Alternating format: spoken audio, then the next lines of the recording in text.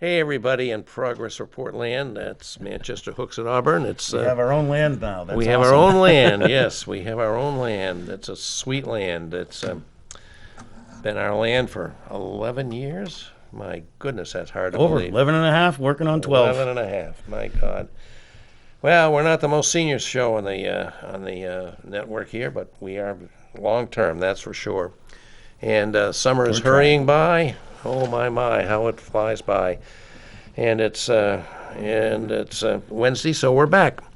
Glad to be back with Mike Farley, and today we are very pleased to welcome back one of our favorite guests, a man familiar to many people who watch Manchester Public TV, and that's Jim O'Connell, a member of the school committee representing Manchester at large and running to be reelected to that position. And I have to say, I know of no individual in Manchester who's done more to support and defend the role of our public schools in New Hampshire than Jim O'Connell. There's been many people that have stepped up. I think of the people behind Manchester Proud, Bob Baines and Barry Brenzinger and the others that have worked on that. And many organizations. And even many before that. other organizations. But I say again, I don't think anybody, even before he was an elected official serving in the Board of School Committee, has done more to support and advance public education in Manchester than Jim O'Connell. And so we're really pleased you're here, Jim. Thank you, Bob, and I'm going to dispense with my mask just because we have. Well, we're 6 feet apart. On so. my side over here, I'm Yep. on my own. I just don't want to get Bob sick, Yeah, and yeah. plus it helps my public image just to not show this face of well, mine. it probably would help me too. I've got You're incorrigible. I've got a face for radio. I've been told more than once, and usually less politely than that. But anyway, thank you for those kind words, Bob. I do appreciate it. I've been involved in supporting Manchester Public Schools for a long time, and I'm very proud of that. And all your I kids have continue been to do it. educated through the Manchester school system, as I understand it. Is that They right? have, all four of them, and I just sent one off. I have two now out of college. The second one graduated this year, thankfully, and my daughter headed off to college yesterday, and my youngest son, who will be, he'll be a sophomore, he's heading off next week. My So goodness. I have two left in college, Wow. and I'm heading up there next week to. Well, it's a nice spend day it. when those college things are all over, Yes, and it you is. just look is. forward to grandfatherhood. Yeah. Yeah. Maybe the 2007 Honda wagon might get cashed in for something a little better. So I did have another little introductory thing I just wanted to say. The motto of the United States is "E pluribus unum." It's amazing how many people don't know that's our motto, but that is our motto. I think goes back, way back. It's on every. You're dollar assuming bill. everybody knows what that means, Bob? Come on, give us Yeah, the yeah. English translation of that erudite Latin. Well, yeah, we should all study more Latin. But in any event, it means from many one. And the United States was created from many colonies that became states and merged as a result of the Constitutional Convention really effectively to become one country. And then it took the Civil War to really make it clear that it was one country. And I think about that, and I think one of the problems we have today is we have too much pluribus and not enough unum. And one of the things that provides our unum is the public education we've offered, which was really an astounding advance for I think Western civilization or democracies around the world. There was a time when the unum was provided by pretty much universal military service, like in World War II. Everybody was in the service, or almost everybody. But we don't have a citizen army anymore. Well, Bob, I'm gonna add there was another component back in the good old days, as they say, which never existed the way we dream they do. And I don't want to step too much on the time we have for Jim, but Please, step. there was a time when the racial spectrum of this country Good point, was good point. completely different from what we're trying to accomplish here today, and Yes, that that's made things much simpler. And that is a very important caveat, and I appreciate your bringing that up. But in any event, in this day when we're being torn apart politically, and I think even unhappily racially, in so many ways, I think, where is the unum that comes to our country? And I think public education does provide that. What do we share that bonds us together? It's our experience for almost all of us. It's never been all of us, but the vast majority of our public education And the experience. Republicans are taking a hammer to that, and have been taking a hammer to Republicans are that for taking a year hammer upon to year that. upon year with the charter schools, with the private school vouchers. Yep. They're doing everything they can to destroy that thing that you say is our last vestige of hope for unity. If I could just jump in there, Please do. The thing that I find interesting is, that they use like we have freedom accounts, education freedom accounts, Yeah. that were passed recently in the state of New Hampshire, that will allow people to who earn up to 300% of the poverty limit, which is $78,000 for a family of four. So anybody there or below can get a freedom voucher under the Education Freedom Act passed in New Hampshire this past session. The first thing I would like to say about that is I really think it's a terrible idea to take taxpayers' money. I don't understand how somebody working hard on the third shift at Velcro in Manchester, paying their federal taxes and our state property taxes, etc., and other taxes, that money is being taken to give to people to go to private and religious schools. It doesn't make any sense to me. But what's interesting is it reminds me of the Patriot Act, right? Mm-hmm. The thing that took Americans' liberty in the sense of allowed Surveillance large corporations to spy on you and to listen to what you were saying and report it to the government. It wasn't called the "We're going to spy on you" Act. It was called the Patriot Act. This is what you call Orwellian use of language, is it not? So we have these bills. When I was on a call today, it was from the New Hampshire School Board Association, and it was apolitical. It was just listing all the changes legislatively that had been passed in Concord that were going to affect schools in the coming years. And I kept seeing the freedom this, freedom that, and freedom something else.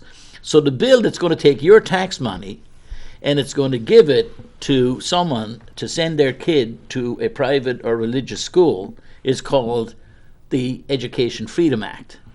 And what are you getting freedom from? What is the freedom from? It's from the common enterprise we should all share, right, of educating the next generation in our public schools. Right. So I mean, we could talk about this for hours, but tearing down the edifice that is the public school system, the one thing that is a leveler that allows everybody the opportunity to have an education, to move forward. The whole American dream is based on the idea of meritocracy, and meritocracy at first. So they education. say, Jim. So they say. It doesn't exist. I agree. It doesn't. I mean, statistically, it doesn't exist. Just so we know. But that's another day's work. But the people who promote these so-called freedom ventures of one kind or another also happen to spend their time tearing down everything about public schools they can, and public schools are under attack from all fronts. And it's so disingenuous because, if we look at the landscape across the United States, but certainly in the state of New Hampshire, it's a form of apartheid. The richest towns and the wealthiest people have the best education for their kids, and if you're poor, then and you live in poorer towns, then you get a lousy education. And we're okay with that. Well, no, I disagree, because the Supreme Court of New Hampshire has said that the state has an obligation to provide an adequate education to every student, regardless of their zip code.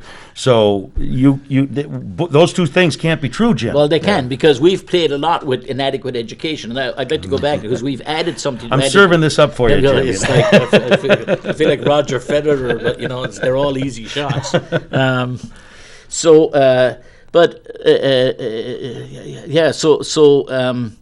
You're serving it up too easy. Now I've got so many shots coming at me. I don't know which one. I don't know which one to take. So no, the adequacy of education. So they've changed the adequacy of education. Just again, one of the bills that's gone through is it has added the requirement that every student in the state of New Hampshire, starting this coming year, will need to score 70% on the civics test that is given by the Department, the immigration authorities, for new citizens. So civics is required already in every district in the state of New Hampshire. It's mandated that civics be taught in Is that true? And I'm not being facetious or foolish. I would have never known that from my experience in living the past 10 Right, years. right. I'm a you big wouldn't- civics proponent. I was a history major. Right. You know, I took all the civics courses in school growing up. But I was completely under the impression that was, just budgeted out. No. And, So in order to graduate, here in everybody who graduates, I have to tell you, if you talk to people on the side of the street once they've 10 years out of school, you'd wonder had they learned any of it. But every kid who graduates in the city of Manchester has to have a half credit in civics, and so they're taught civics. But the state decided to add that explains we're on the same Right, page. so- half a credit. Okay. half a credit. All Well, right. in other words, they do one semester. Yeah. Maybe half credit's the wrong terminology. So it's they do one semester in high school. Point being, you need of more civics. math. You need you need more of the other need more stuff. of everything Civics is glommed on at the end. So we teach civics, but again, the State Department the state now requires that every kid scores 70%. So, and on this civics test as given by the immigration authorities. Well, we have a very broad spectrum group of people who graduate our schools. We have children who are intellectually challenged. We have, this, by the way, is not the most onerous exam, I have to say either. It's pretty You've taken it. easy stuff. I have managed to pass it. It's not that complicated. But that was put upon schools. Just in this past biennium, not the end of the world, but it's one of many things that are put. That's what they chose to put. They didn't put emphasis on math as much as they talk about math and science and English The STEM studies. courses. But this was where they were when we got to what has become known as the divisive concepts language. Just think about this, right? In the United States of America, or in the state of New Hampshire in particular, in the year of our Lord 2021, we decided legislatively to prohibit talking about, I would say, thinking about and voicing concepts around equity, etc. If you were going to ban some kind of speech, given the growth of right-wing nationalism and etc. in the United States, and what we saw on January 6th in Washington, what we saw in Charlottesville, what we've seen marching around our streets, blood and soil, and all, you would imagine if you were going to legislate to ban something in the United States this year, you'd pick something maybe, I don't know, anti-Semitism maybe. You realize that we have a Republican Senate, a Republican House, and a Republican governor. Right. Well, I still think, the Republicans I know aren't like that. Their representatives have turned that way. I don't know what's happened to the Republican Party because most of the people who I know who are Republicans don't support this nonsense. Are they still Republicans? Well, there you go. That's a Then good they question. support this nonsense. Yeah, okay. I'm not forgiving as you are. All right. But the point is, we decided to legislate this. This is the thing. We talk about freedom of speech and all the rest of it. This is the thing that we decide to ban. And frankly, it's all something that's just made. It's a made up thing, right? There's no reality there. It's done only to get the rabble, get people To own the libs. Yeah, to get It's to own the it's to get libs. people excited and get all fired up about they're trying to do this to you and all the rest of it. So, I'm going to ask Bob. That wouldn't pass constitutional muster, would it? What do they call it? A prescription against speech in advance of the speech itself. What do they call that? Prior restraint. Prior restraint. No, that's supposedly a big no-no in constitutional law. Yeah, but Maybe you can regulate speech after it's been said if you're calling, the classic example, fire in a crowded theater. But to say you can't speak out in advance, that's the essence of violation of the First Amendment rights if it involves state action.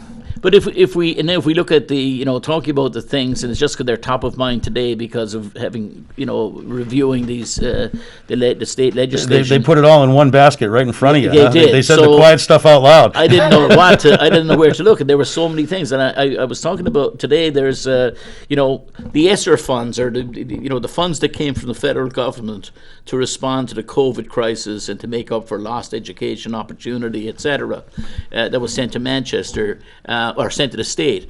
Under that federal legislation, 90% of that money had to go to towns and to districts. There was separate funding for public charter schools and other schools, but But the monies that came for public schools, 90%, and then 10% was at the discretion of the governor or of the state. In this case, though, our governor just takes that to be himself only.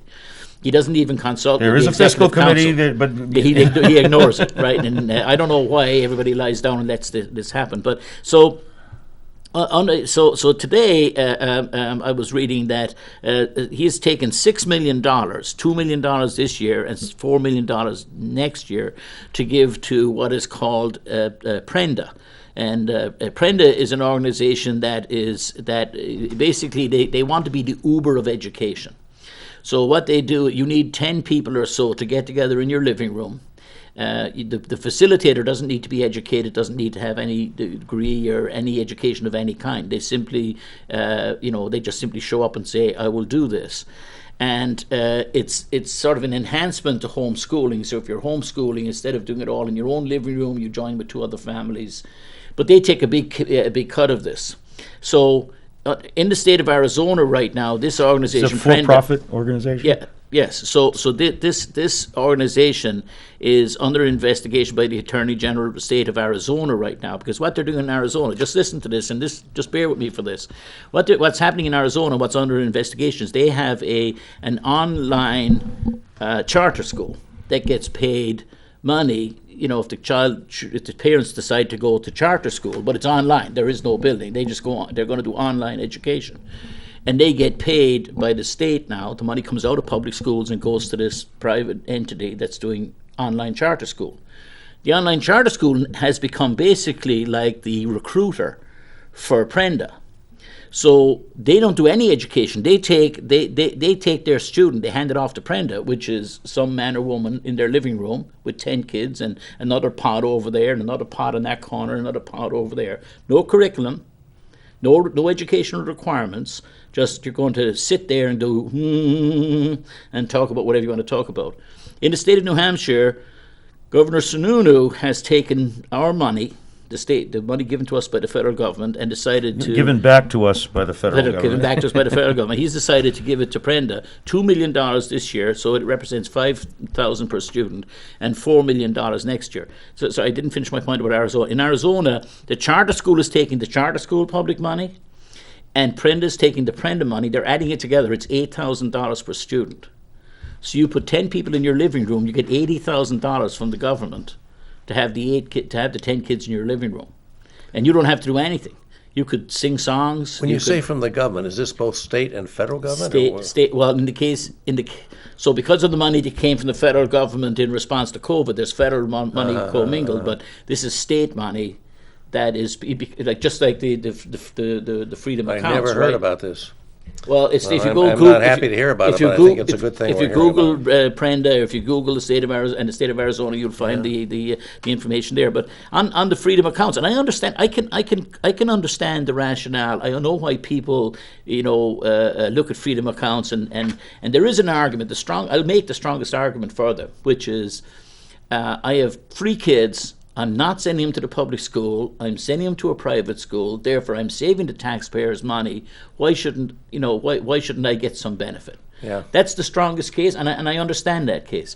And if there were limitless funds, and if we didn't have kids in Manchester not getting the education they deserve because we can't fully afford it, then I would understand saying, let's give the guys at Derryfield a break and help them out a little bit. It's just a short, slippery slope from there saying, I don't have kids. Why should I support the public schools? That's when you start slicing up the loaf of bread. That's when you run into that. This is where we are, and it just bothers me that the conversation is always about like you can't get beyond the fact that we just can't afford it or whatever sort of absolutism that says, that's just the way it is. Yeah. Which is analogous to Victorian London, where Dickensian London with the kids waifs on the street and Oliver with the bowl of gruel. Yeah. And you say, well, that's just the way it is. We can do no more. We need our own Charles Dickens, don't we? With that image, let's take our first break. We're going to take our first break because we got a lot more to go through here. I'm learning a lot tonight, as I always do when Jim is on the show, and we would welcome your participation. Call in at 640-3091, and we would love to have you with a question or comment for either of us or for Jim if you choose to do so when we come back, which will be very quick. Bye.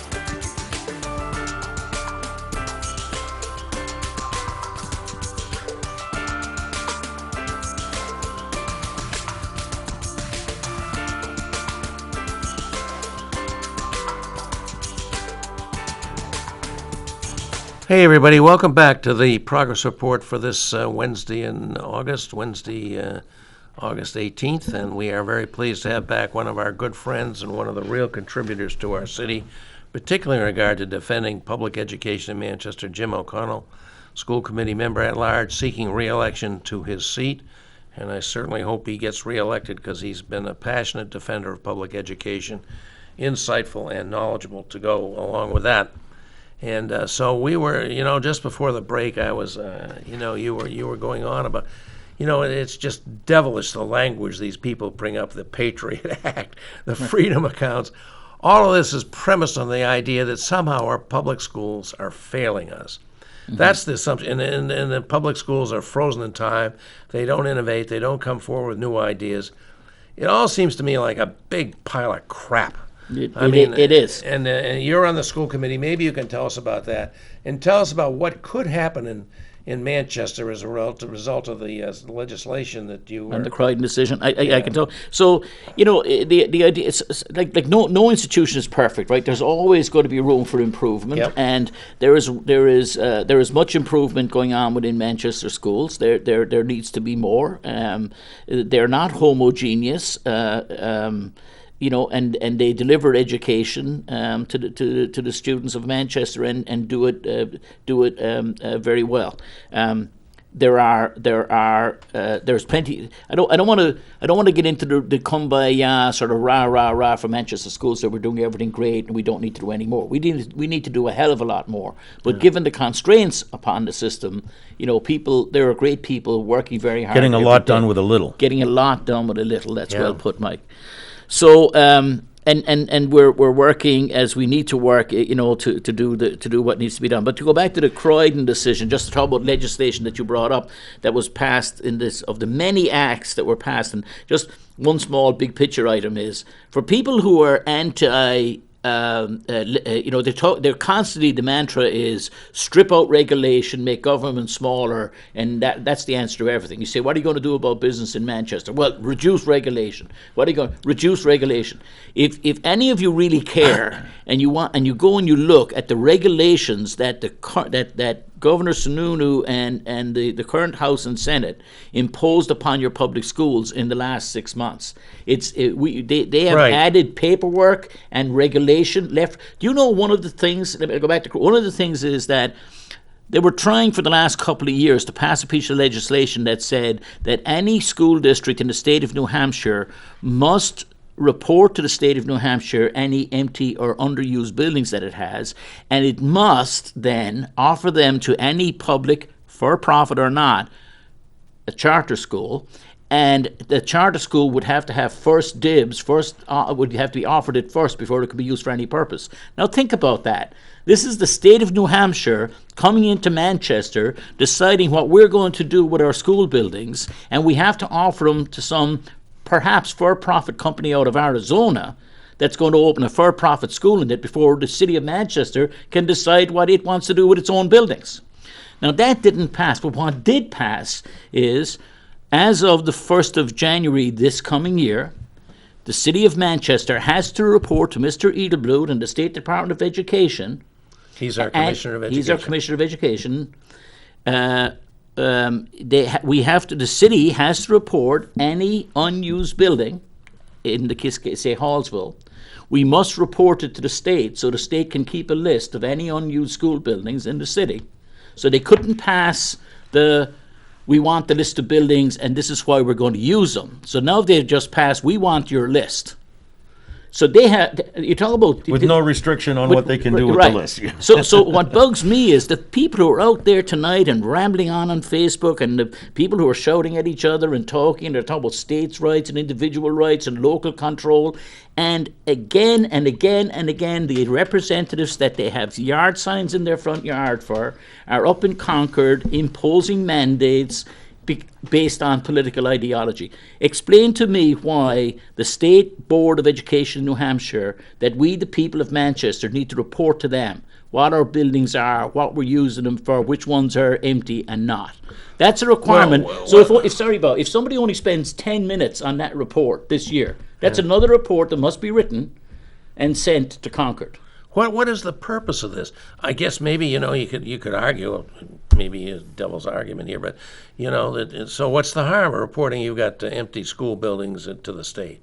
What is the motive behind that? What's going to happen? The original was, as I stated, Yeah, was but that if you had an they empty amended building, out the second part. the law was going to say you couldn't, you would have to use that building for the purpose that the state was going to tell you to use it for, which Okay. was give it to our buddies in the charter school system. Charter schools. You did say that, Right. Okay. So that was the reason why. Yeah. Okay. But back to the decision that we were talking about, the Croydon decision. So Croydon is a town in New Hampshire, a small one that didn't have school beyond elementary school, and so they wanted to be able to use public funds to. The nearest, most convenient school was a private school to send their children to secondary school, to high school.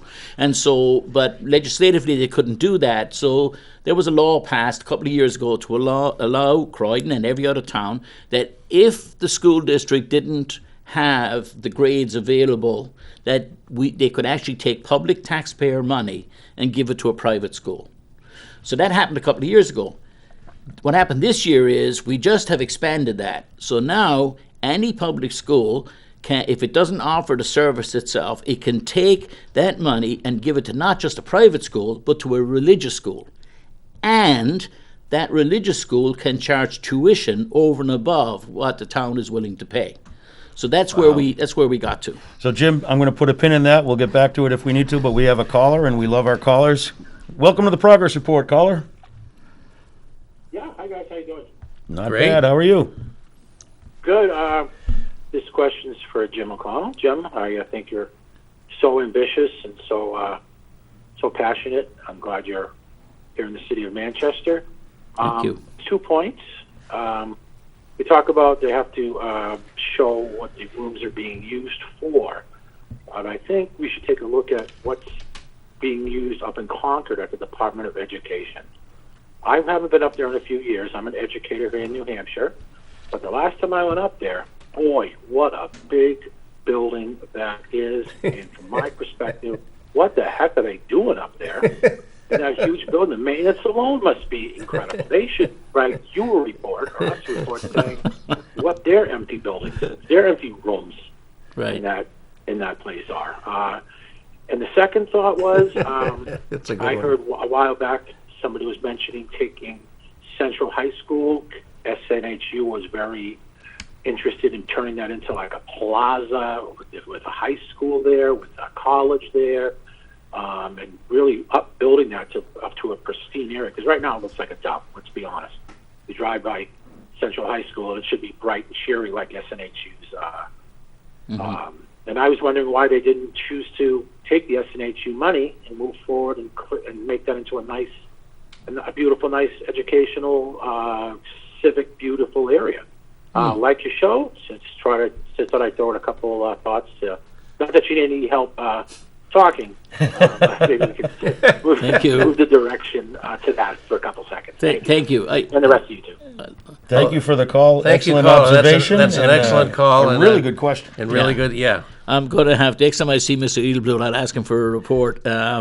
So with regard to Central High School and our buildings more generally, where to start? So this we had a facilities review which has been complete. Dr. Goldhart put forward a document which was a vision of where we might go with our schools.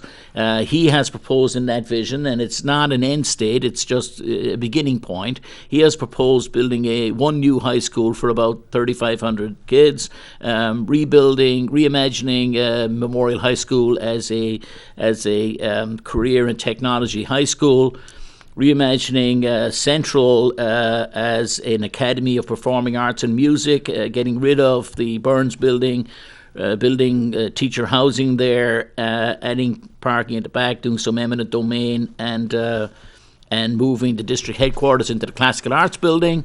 And then he has other proposals as well as that. These will be announced on Monday night. There will be an announcement for the people of Manchester to come to a series of public meetings. I think it's going to be 6 over the coming months to talk about not so much that plan too, but like what plans might people have. There are a couple of countervailing ideas. I am in favour of something a little different. My original thought was building a north-south campus. So a high school in the north, a brand new high school, and a new high school on the grounds of where Memorial is, or basically rebuilding Memorial. So we'd have Manchester North, Manchester South, with the development of Central High School again as an Academy of Performing Arts and Music, retaining the practical arts and classical arts building and enhancing that area. So I don't think my idea is the best idea. I don't think Dr. Goldhart has it fully right.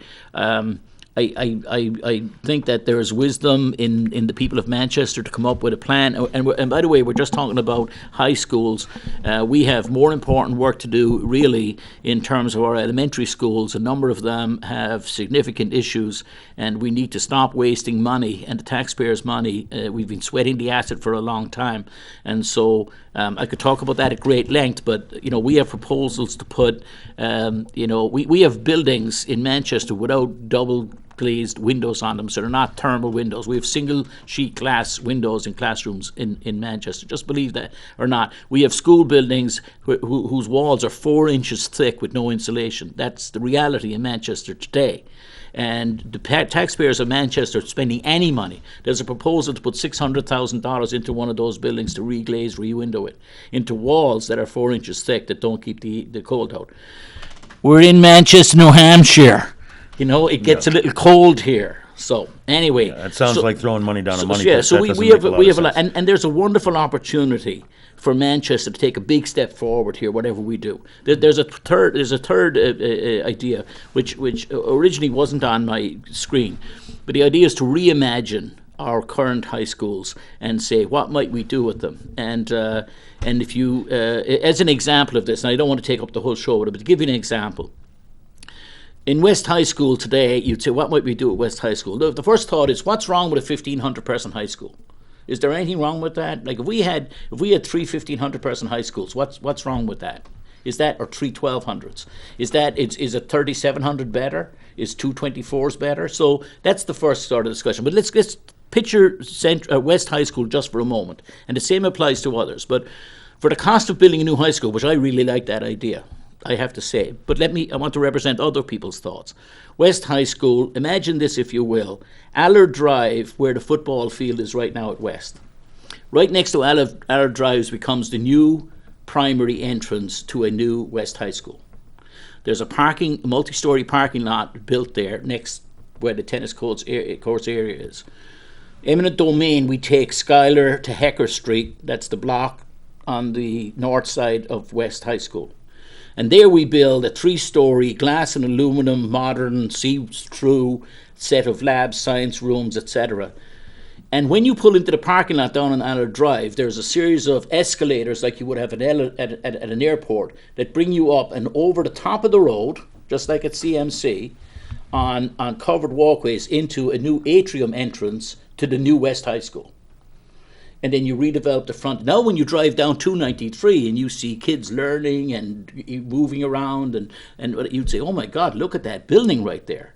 That's amazing. Look what they did with that. And it turns out that could be done a lot cheaper than building a new high school, actually. So I'm not saying that I'm in favor of that. I'm trying to open the conversation to people in Manchester and say, let's talk stunning about vision it. you've got there. Understood, but we do have another call, so I'm going to interrupt you, Bob. Please do. Hopefully we Please didn't do. lose the caller. Go ahead, caller. You're live on the progress report. Hello, Hello. Hey there. welcome. You're on the air. Thank you. The problem with public education in Manchester is the middle class people who are making good money. They're not coming to Manchester. They're on the outside of the city. And the poorer people are in the city of Manchester.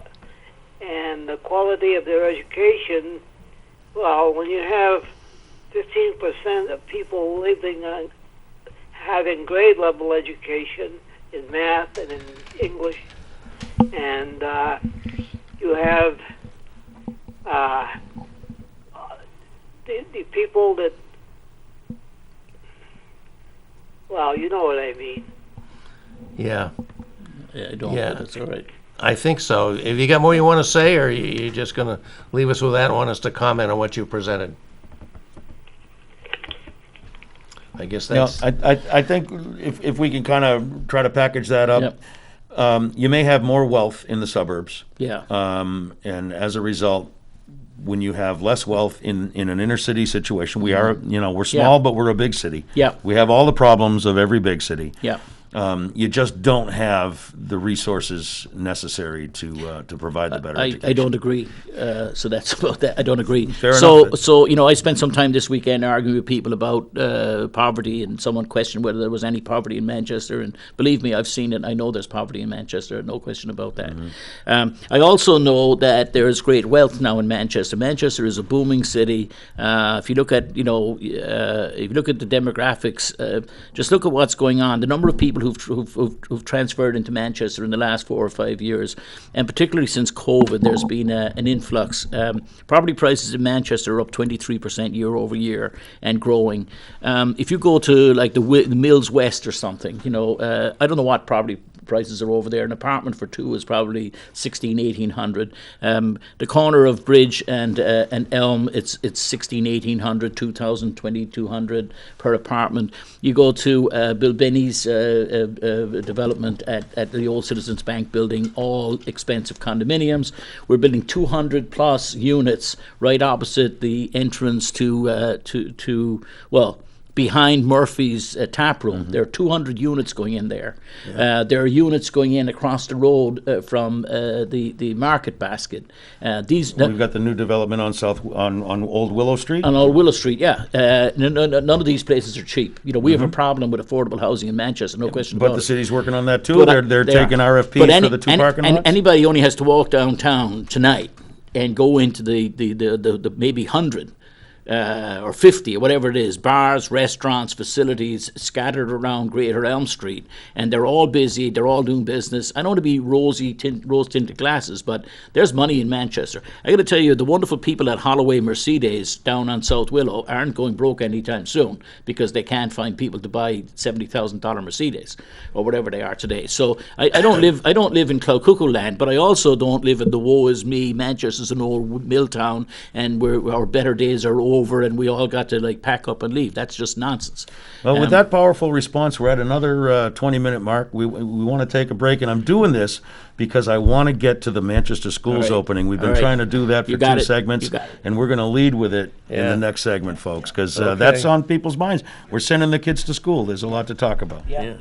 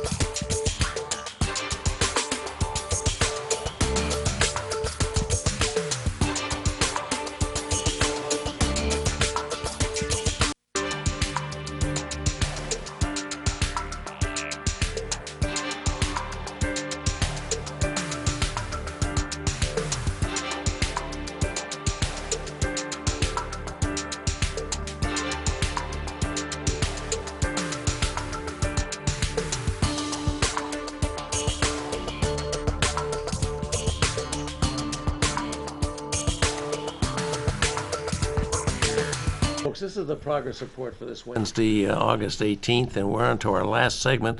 We've had good calls. We've had great discussion with Jim O'Connell, school board committeeman at large, who's running for re-election, and Guy's got some great ideas. he's got no shortage of ideas, and they all seem to be pretty good. Maybe some of them were crackpot, but boy, I tell you, that's some exciting There you vision. go again, Bob, insulting our guests. But I think the vision he has for what could be done here, and the energy and intelligence he brings to analyzing our problems just can't be beat. Go ahead, Mike. So, Jim, school's opening soon. Yep. I'm sure that anyone who's watching this show that has kids wants to know, give us a quick rundown. Okay. We cannot fail to let folks know what new policies, what new procedures are going to be in place. How are we dealing with COVID? What about masks? So we're going to open this year for the first time in 100 and some years without Hallsville Elementary School, and that's a I find that nostalgic sad. thing.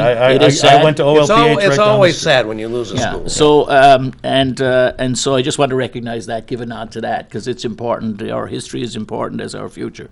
Maybe not. Our history is almost as important as our future. It certainly informs it. So our 21 schools are opening. The first thing that will be on people's minds is COVID and the reaction to COVID. I presume that's what people are talking. There are a lot of things happening when we open school. I see people in my Ward 8 Facebook page, and it's not my ward, but believe me, it's a nasty Facebook page at Ward 8, but I'm not going to let my kids wear masks to school. Yeah. We'll see what they do. Let them throw them out. So Well, they're itching for a fight, Jim. Well, there are some, but I've tried to explain to people. First of all, from my point of view, I depend upon the science, right? I'm going to be. I'm not an epidemiologist. I'm not a biologist. I don't understand, medicine. I don't, and I don't claim to, nor do I want to. I'm a citizen who was elected by the people of Manchester to make the best decision possible based on the facts presented to me. And I would like to think that my fellow board members and anybody who was elected would take the same view. Leave your ideology and your baggage and your, tinfoil hat and your suspicions all outside the door. Let's deal with reality.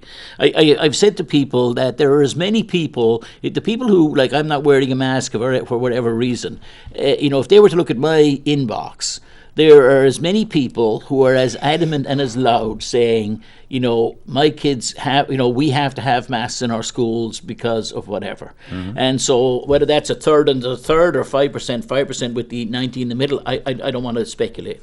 But there are people make very strong cases. So I understand this emotional issue. Sadly, it's become an ideological and political issue. And I have sympathy, because I have sympathy for it only for this. I normally would have no truck with it, and I'd say, wear a mask. It ain't that hard, because that's where my mind is.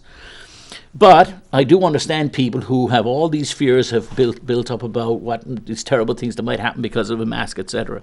And so I do understand them, and I want them to know they're heard. And if the science was ever such that we could change, I would do it. I can tell you this about what actually is going to happen for the opening of schools. That is, on Monday night, pay attention. A decision will be made. There is a metric in place. It's not going to be made up because people are going to be asked, how do you feel tonight? What's going to happen is, based on the level of COVID existing in our community at the time we open schools, that will dictate what we do. Where we are right now is unsubstantial. We're unsubstantial. So the number of cases in Manchester has doubled twice in the last 3 weeks. And, there are cases in the United States of wonderful families who are either mourning or hoping their kids are fighting. Very small number. I hear people say survival rate is 98% or something. Well, we've got 13,000 kids in our school system.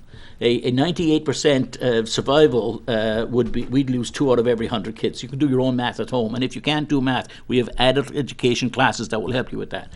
But so it's not an insignificant thing. I can tell you that my deepest wish would be that we could go back to school completely as normal and have no masks, no mandates, no nothing, and every kid is sitting in a room with what they need to be successful, and a highly qualified, happy teacher there teaching them. I'd like that to happen. To be more precise, what I expect, because we're in substantial, this is what is actually going to happen if something doesn't change. There will be a requirement for masks when you go back to school, but if you can maintain social distance, then the mask will not be required. So what would be likely to happen is the child would have to wear the mask going into the school, traversing the school, and once they get to their classroom, they take the mask off. When they move to wherever they move to, when they're in the corridors and passing each other, the mask will be worn again. And again, when they leave school in the afternoon, the mask will be worn. So that's where I hope we can get to, and where I expect we're going to get to next Monday night. And that that- requires that- spacing the chairs and the facilities. The We, big- we got the space to have them do that space? Well, this is a huge problem, Bob, right? Do we have the space? And it'll depend on the number of kids who come back to school. You know, we don't know what the numbers will be. We have added, I mean, in a wonderful, which is very, in our two of our 4 middle schools had shared, they were short a team of teachers each. And so we've just added 8 teachers, 4 at McLaughlin and 4 at Hillside, which will effectively halve the size of those classes from where they were. It'll be spread around a little bit more. But that adding a team of teachers to each of those 2 schools is huge, and that's being done through the COVID funding. It's funded over 3 years, so they're being added for 3 years, and then we'll see what happens after that. I mean, if they have to go after that, they have to go after that. But so we don't know if we can maintain social distancing. Then we can remove the masks. And if A the lot, numbers, a lot of people, and again, I'm going to parrot this social media page. It's basically, the Ward 8. I've been on it once Jimmy or twice. LaHoo and I know. I've been on there once or twice. My name's been mentioned there a few times also. on occasion it is, Yeah. and you And that's fine. you have no problem speaking up to defend yourself. I see. I believe that Facebook is an evil thing, so I try to stay off well, it. But some of those people are friends of mine, and they genuinely hold the views they do, and I try to help by offering what I think, what I think of as facts. I know some of them will be screaming at the screen right now, saying, But my they're your question is facts. this: they compare Manchester to Bedford and Hooksett, saying Yeah. that Bedford and Hooksett are not going to be having mask mandates. Right. Does this class size issue factor into those decisions? Do you think? I presume. I don't know what's going to happen in Bedford and Hooksett. I can tell you this: if the COVID crisis, increases and the level of transmission increases, they will go to masks, and they will go from masks to closing the school and going to remote if it happens. Now, we all don't want that to happen. So there's Excellent no point. It's, I see your point. So if they can do it. They clearly are not saying we're going to put 60 kids in a room all breathing on top of each other. We think it's fine because it's just a flu because some guy who's running for mayor in Manchester who doesn't believe in science thinks it's so. Then they're not doing that, right? They're taking and they whatever metrics they're using, let them use them. What I like about Manchester is we have a set. We're not taking arbitrary decisions based on how we feel on any given night. We're saying, what is the best decision to make depending on where things are, and we make the decision accordingly. And everybody is agreed that we should minimize the impact of this as much as possible, because my thing has been, since the beginning of this COVID crisis, has been the social, emotional welfare of our students and our staff and our families. And there's been a huge, this has been a major impact thing to our families. You can blame the masks if you want, but we've lost people in this city, and kids have lost grannies and granddads and uncles and aunts, and that's real. And those people aren't with us anymore. And we can talk all the nonsense we want, but as a society, as a school board in particular, we've got the responsibility of 13,000 students and 2,000 staff. And everybody will change their mind like this the moment that there's a few funerals over, on Donald Street. Perish Perish the thought. But everything exactly perish the thought. But all of a sudden, everybody, why didn't they? So, I want to, before we go, we're running low on time, and I have a couple of very specific questions. Ventilation, big issue in school buildings. You were just talking about some of our school buildings are so old, single pane windows, no insulation. Right. Should I be comfortable believing that a school like that has a state-of-the-art ventilation system? So we're two answers to that. First of all, we have the school district has put in, and I don't even know what the terminology fully means, to be honest. I've seen the paperwork. I go a little cross-eyed after page 17. Well, fortunately, we had Mr. Alexakos on last week to describe Good. the exact filters. He told us about Right. this. So we've put the filters in, and some of our systems are more aged, and we can't put the systems in, and we've taken mitigation actions in all our schools. So the quality of the air in all our schools is much better than was before, and is designed. And so schools might be the safest place to have kids. Actually, it's something Dr. Goldhart says often. We're spending $25 million of the taxpayers' money to change out. It might take 2+ years to do it, but to change out the air handling units on all our schools, so to get them to the point where we are removing and replacing the air in the classroom 4 times an hour, maybe 6 times an hour. And we're doing that not just because of COVID. It will strip out all kinds of pathogens, etc. So they make them healthier places to be when we have other, the flu and all the rest of it. annual flus. But there's also science that says clearly that kids in a room that's got fresh air in it perform better, they're more awake, they learn better, etc. when there's nice fresh air in the room. We all remember, I certainly do, walking into classrooms with stale would have been a polite word for the air. I remember having a teacher when I was in high school who used to walk in every morning, hail, rain or snow, and the first thing he did was open the windows. And looking back, I wouldn't have blamed him because we weren't the cleanest lot, So the two answers is a lot of work was done this year. The big things that happened this past year, one was the delivery of hundreds and hundreds and hundreds of thousands of meals to children in Manchester. Very was a important. huge Good achievement. point. Yes, it and the was. other thing, and Dr. Jen Gillis, our Director of Operations, deserves great credit for that. And the other thing that was done was changing out the air handling units and putting in filters across our whole district so that every room in every building has got better air quality than it was before. And medium term, we're spending this money we got from the federal government. A significant part of it is going to make all our schools safer in terms of pathogen transfer, etc. There'll be cleaner, better air in all our schools. So that's where we are right now. So here's one thing I wanted to bring up with you, Jim. I think one of the most exciting things I've seen in terms of civic engagement in the city of Manchester in recent years is the emergence of Manchester Proud and their advocacy for our public schools to address the problem that our schools do educate people. They do educate them to a fine degree. I mean, your kids, my kids went through the Manchester schools and have had no problem with their educational attainments and attainments in other regards since then. But the perception was that the schools in Manchester were deficient, maybe because Manchester does have a lot of poverty, that some of our suburbs can kind of exclusively zone out to a larger degree. Right. And Manchester Proud came in and they said, we're going to tackle this. What do you think they've accomplished, and where do you think we can go with them? We're doing. There's a ton of. That's like 3 programs right there. No, you got 3 minutes. Right. That's So it. Manchester Proud. One of the things I'd like to say is that one of our schools, go and look at the Wall Street Journal from last weekend, and the Wall Street Journal talks about Parker Farney School and the work that they've done in response to Really? I COVID, didn't know that. and how it should be looked at by other cities and across the United States for what they were doing in terms of competency-based education, and we're transferring. Oh man, people should know about that. Wall I'm Street glad you Journal. mentioned it. Yeah. Right. So you it's go. right there. But, colored pictures. It's all right there. Parker Varney School in Manchester, and we've done. School board was named School Board of the Year out of 175 school boards. So that's a little close to home for me, but Hooray. it is there. Manchester Proud. I'd like to make sure our listeners or our watchers know there's a big event coming on September 18th at Veterans Park. It's called Celebrate Ed, with the capital ED. Yeah. And it's an event where we're going to have music, bands, music. Our school bands will be playing.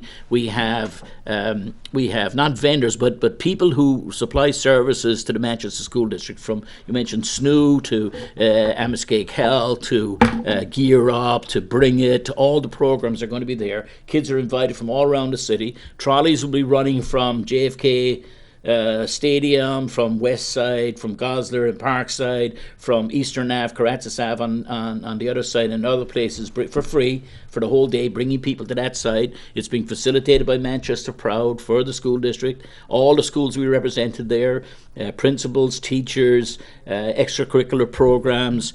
It's a big celebration. September 18th, all day long at Veterans Park, celebrating Manchester education, public education. You'll see the banners go up next week and the signs around the I city. had not heard about this. I'm so glad I asked you about this because Right. this is good There's to so much know. more. And I would like to say one thing before we finish. Please. I am running for office for school Yes. board at large. Yes, And, How can folks get in touch with you? How can they help?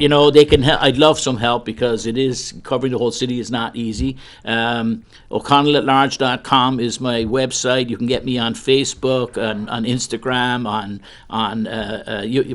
I've got it all, everything. I can't think of half the so WhatsApp, you name it, I'm on it. But anyway, and my email and phone number are on the school board website. You can call me. I take great pride in my almost 2 years on the board. I return every phone call, and I return every email. And I respond to people not just with, yes, thanks for sending it, but when they ask me questions, I give them answers, both the ones who don't agree with me and the ones who do. And I take great pride in that and in representing the whole city of Manchester, north, south, east and west. And I would really appreciate your vote, and if you would give me your confidence to run for another 2 years. There's a hell of a lot of work to do, and I'm certainly up to do it. If you like what I'm doing, then please vote for me, and I appreciate it. Well, everybody should like what you're doing, because you're an imaginative guy, a hard-working guy, an informed guy, and a passionate guy. Can't do better than that for a public official. So, and thank you for joining us. It's Thank been you, really guys. terrific. I love it. You It's know, good. we're just about at the end here, but I had just one thing I wanted to mention. Jim's mentioned, and I'm certainly glad he did, this event on September 18th to celebrate public education. I just say that on September 12th, an event that I'm very pleased about is sponsored by the Manchester Conservation Commission, is the annual bike tour, which will be taking Nice. off from the Eversource Energy Park. I think early in the morning. I'll have more details. And you know, for a very modest fee, you're going to get a wonderful T-shirt. You're going to get lunch catered by the Puritan, and you're going to get a wonderful bike tour with lots of support around the city, and it's a really great civic event. So I hope people will get a hold of a bicycle and get your bicycle out and get it tuned up and go and enjoy a 20 or 30 mile ride, depending on which route you want to take, all around the great city of Manchester. All Wonderful downhill, folks. All downhill. Both directions. Once you get up to the Western Tower, that is, which is one of the stops.